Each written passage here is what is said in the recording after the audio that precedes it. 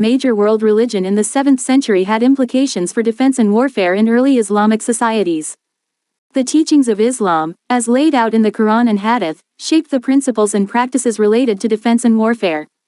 There are some examples of battles from early Islamic history that illustrate the principles of defense in the reference of the emergence of Islam. Battle of Badr, 624 CE. This was a key battle that took place in the early period of Islam, where the small Muslim community, led by Prophet Muhammad (PBUH), faced an attacking force from the Quraysh tribe of Mecca. The Muslims, though outnumbered and ill-equipped, defended themselves in a defensive posture, following the principle of defensive warfare as outlined in the Quran. They relied on their faith, strategic planning, and adherence to ethical conduct in battle. Despite being at a disadvantage, the Muslims emerged victorious, and this battle is considered a significant event in the early history of Islam, illustrating the concept of self-defense in Islam. Treaty of Hudaybiyah, 628 CE. This was a diplomatic resolution of a conflict between the Muslims and the Quraysh tribe of Mecca. The Muslims, under the leadership of Prophet Muhammad (PBUH), sought a peaceful solution to avoid unnecessary warfare. Despite facing challenges and initial setbacks, the Muslims engaged in diplomacy and negotiations, eventually leading to a treaty that allowed for peaceful coexistence and resolved the conflict without resorting to armed confrontation. This event exemplifies the importance of diplomacy and peaceful solutions in resolving disputes in the context of defense in Islam.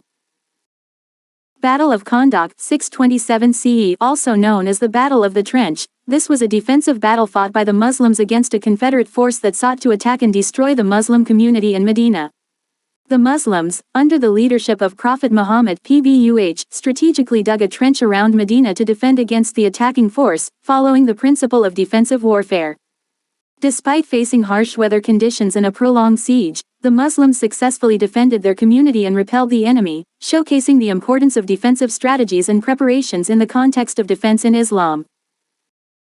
Battle of Yarmouk, 636 CE. This was a major battle fought between the Muslims and the Byzantine Empire in present-day Syria.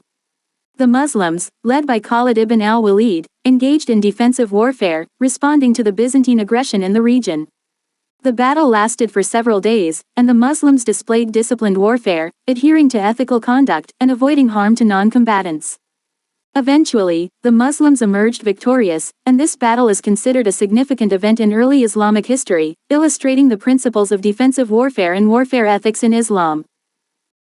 Battle of Mu'tah, 629 CE. This was a defensive battle fought by the Muslims against the Byzantine Empire in present-day Jordan. The Muslims, though facing a much larger enemy force, engaged in defensive warfare, responding to Byzantine aggression. Despite facing overwhelming odds, the Muslims displayed bravery, adhered to ethical conduct, and defended themselves until they were forced to retreat. This battle illustrates the principle of defensive warfare and the courage of early Muslim warriors in upholding their faith and defending their community.